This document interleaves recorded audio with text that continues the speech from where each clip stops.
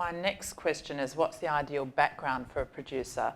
At Matchbox, we've got a whole bunch of different producers, so I'll just run through what their backgrounds are. So Tony Ayres is a writer and director, and Penny Chapman was previously the head of television at ABC, and before that, the head of drama.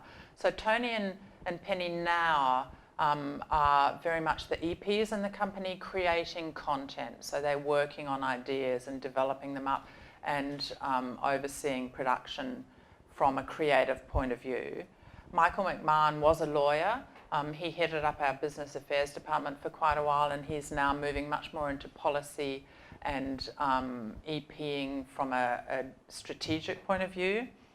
Julie Eckersley, who some of you may have met from previous Screenworks projects, is a younger producer who we've been mentoring for a few years. She's absolutely fantastic. She just produced with Sophie Miller a comedy series called The Family Law, set in Brisbane, and it was a great success for SBS, and we're talking about doing a second season, which is brilliant. Julie's background is as an actor, and she was working in comedy, so that's a left field way to get into it. Sophie Miller, who works with Jules on Family Law, came to us as our development coordinator. She's also a director, so she's now a fantastic showrunner, so she's working with content.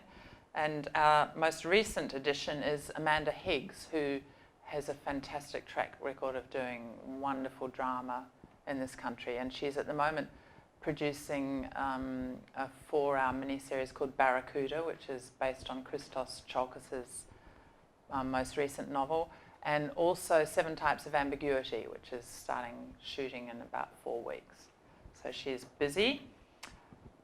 And so I guess I just went through them just so that you can see that there is no one background. It's there are a million backgrounds. I guess what's more important from my point of view is the skill set that a producer has. And I'm just going to give you my headlines. I'm sure Trish will give you hers. It will be interesting to see what overlaps and what doesn't. I think curiosity, being curious and persistent, are incredibly important. I guess my advice is to read a lot. Newspapers, online articles, books, fiction and non-fiction, scripts. You're constantly looking for inspiration, and also to understand what's in the zeitgeist. That's really important. What's about to break? What are the little, what are the tendencies that people are becoming interested in? Staying on the pulse of what's happening and how things are changing is really important. At the moment, we're really intensely interested in what's happening with the changes in viewing habits and how that's impacting on the broadcasters, because as you all know, the broadcasters have traditionally got their income from advertising, and that's just disappearing. It's all going away. So we're in this extraordinary situation at the moment. We all know people want content, more and more content, but when we're not quite sure how we're going to finance it. In the States, Netflix and Amazon and so on are doing a lot of financing, but at this stage, they're not yet financing in places like Australia. So as Chris Oliver Taylor, our managing director, and I joked at the beginning of this year, strap yourself in. We're in for a pretty crazy ride over the next 3 years. So it'll be interesting. And I'm also really interested if anyone here is looking at financing projects in different ways, I'd be really interested to talk about it, because I think we really are looking at different models, and quite a few of our younger people have been crowdfunding projects, and some of those have worked really well. Charlotte McClellan, who was working with us while she was making Gaby Baby with Maya, they did it through a mixture of crowdfunding and so on, and it was really successful. I think being interested in what makes people tick is a really big benefit. So much of being a producer is about understanding how people are feeling and how they're going to react, and managing that. And also networking, because I know that if there's someone I want to contact and I don't know them, I know there will be a way to find someone I know who can put me in touch with them, and that's a really, really important skill. And the perseverance thing is interesting.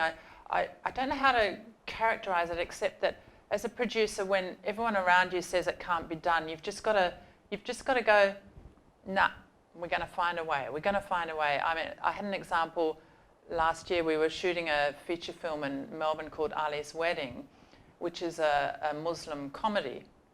And we needed to film some scenes at exterior at a mosque. And it was actually at a really tricky time. It was, the Paris bombings hadn't quite happened, but, there was a lot of anxiety. And the location team were having a lot of trouble finding a mosque that would give us permission in the time frame because people were, they needed to consult. And they came and said, we're not going to be able to do it. What are we going to do? And we had to because we couldn't build one. And so I sat on Google for an hour and I just got on the phone and just kept calling people. Just kept calling, and eventually got a lead to a mosque that looked as if we'd be able to talk to them quickly. And we did end up filming there. So it's that thing as a producer of everyone around you says, can't be done. You've just got to go, yep, we will find a way. And some of us joke that if saying no to a producer is akin to, like, that's the challenge. Okay, off we go. Let's find a way to prove you wrong. The next big thing for me is that a producer's got to be a really good collaborator and communicator. Producing requires teamwork, and as a producer, you're only ever as good as the team you put around you.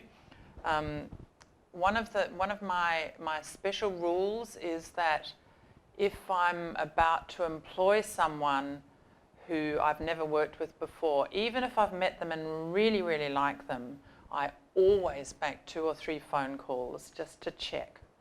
And it's not so much because I'm going to hear something which makes me change my mind. What it's about is risk mitigation. If I make those calls, I'll get perceptions from other people. It may be that the person gets stressed, and when they're under stress, this might happen, or whatever.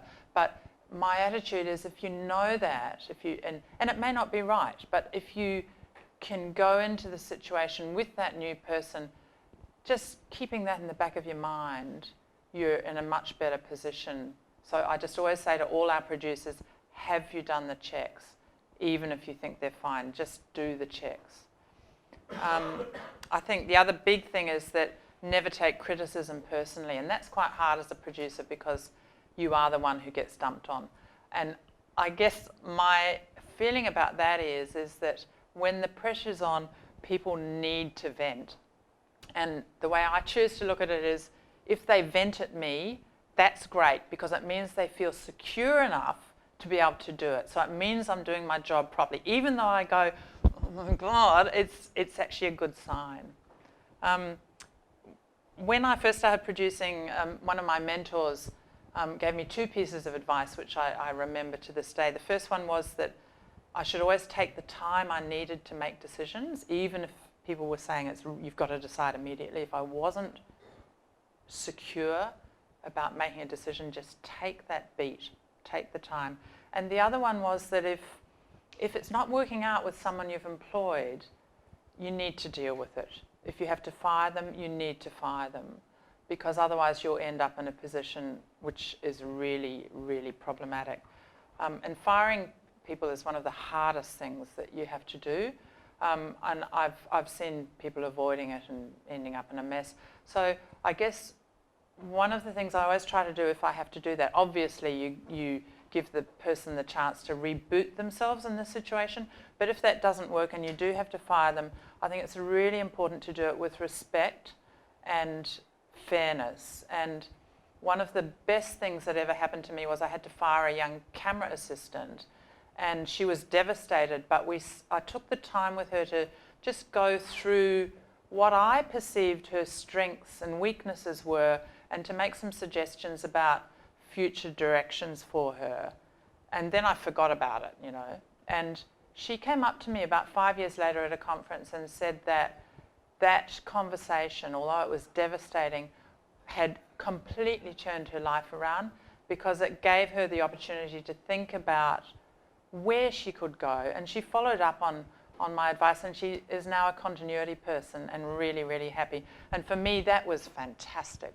That was just such vindication that being respectful, remembering that everyone who you're working with does have skills and talents. They may be in the wrong place, but that doesn't mean that they're no good. I think that's really important. Okay, the next one is big picture planning.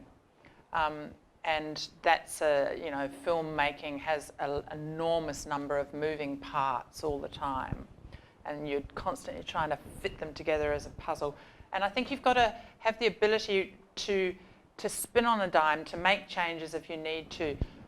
The example I'm going to give you is that when Penny Chapman and I were doing RAN, Remote Area Nurse, it was a series we did for SBS a long time ago now, but it was set in the Torres Strait, which is that group of amazing islands between the tip of Australia and Papua New Guinea. And it was inspired by Penny's sister's experience as a remote area nurse. And we'd been developing the scripts with SBS, and we're at the point of financing, and so I prepped a budget, and the budget came in so high, we just had a heart attack. Penny and I just felt completely sick. We had to tell SBS what the budget figure was the next day, and we knew that if we told them this budget figure, there was no way, like it was dead, you know.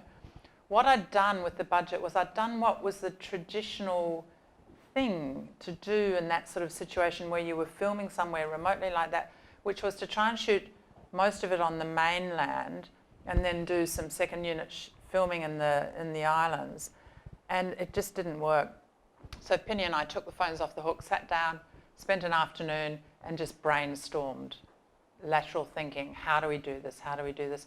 What we ended up doing, and it worked financially and it worked for the project, was we went to one island, Masig, which is right in the middle of the Torres Strait, and we employed crew who we told what the job was. They would be living in tents for 4 months.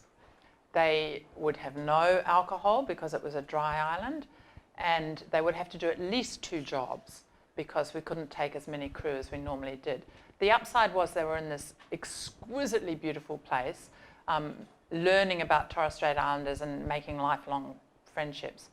The one thing Penny and I did do was we decided to make the catering absolutely first class. So to take anything big to the Torres Strait, you've got to take it in from Cairns and then Thursday Island on a barge, and the barge goes once a fortnight. So we put a catering truck and freezer and fridges and freezer containers on the barge and took them to Masig for the time. And then we flew fresh food in every few days because it's really hard to get fresh food there. So we had amazing catering. And the upside of that was that everyone on the island, there were about 120 people on the island, really, really wanted to be in the film as extras because they got a lunch, you know. So it was like, it was a brilliant thing, and it was the most amazing experience. Penny and I went on to form a company with 2 Torres Strait Islanders who we did the Straits with. We've got lifelong friendships. I know I can go up to the Straits at any time and be welcomed. We developed some career paths for a number of people who acted in that series and are now doing amazing work. So that was a brilliant session. I guess the next point is you've got to be a rock star negotiator. I was talking about that before. That's the thing of no is never no. You've got to be a terrific troubleshooter. So you're constantly dealing with things that could completely derail your project, and you've got to stay calm and really, really think about how you manage it. Again, an example on RAN, it was a 12-week shoot, and 6 weeks into the shoot, I was called in to meet with the island chairman, and he said to me, without saying it in so many words, that he wanted a bribe because everyone else in the community was earning money from the production and he wasn't getting any. And I went, okay, I need to go and talk to Penny about this. because, you know, there may be a few issues, but leave it with me, I'll come back to you. And what we knew was that we couldn't say no to him, because then we were laying ourselves open to a really difficult situation. So over the next 6 weeks, we played this incredible waiting game. So every week he would say to me, okay, so what's happening? So at first it was, oh, we've got to talk to SBS to see, or it was, we've got to talk to our accountants, and then we had to talk to our lawyers, and we span it out into the last week of the production. And then we said, look, we're really sorry, but we've been told we just can't give you any money. I'm really sorry, blah, blah, blah. But that was, for me, an example of how you've just got to be careful with your troubleshooting. You have to think about the ramifications of it and manage it. And I guess the last thing for me is being organised. I'm a big fan of lists. I'm always looking for a good to-do list. At the moment, I'm using reminders on my iPad and my iPhone. And I also use a notebook, so I write everything in the same notebook and just sort of visualise where it is on the page if I'm trying to find it. That's my technique, depends on how your memory works. Being organised with email is the bane of my life, and I'm sure it's true for everyone else here. And my current technique for that, which I will share because it seems to be working, is that I go through all my emails every day and get everything out of the inbox. And I do that by either dealing with it quickly, if I can deal with it quickly, and then I either file it or trash it once I've dealt with it. Things I can't deal with but need to deal with, I put in my 24-hour file. And if it's something that's urgent, I also put it on my to-do list. And then I check through the 24-hour file regularly. But I've discovered that's working for me, because for me, the psychology of having a full inbox is just terrifying. I just freak out. So if anyone's got any techniques to do with that sort of management of email or to-do lists, I'm very interested in hearing them. And so that's it from my point of view. Those are the key things about being a producer. And I'm going to hand over to Trish.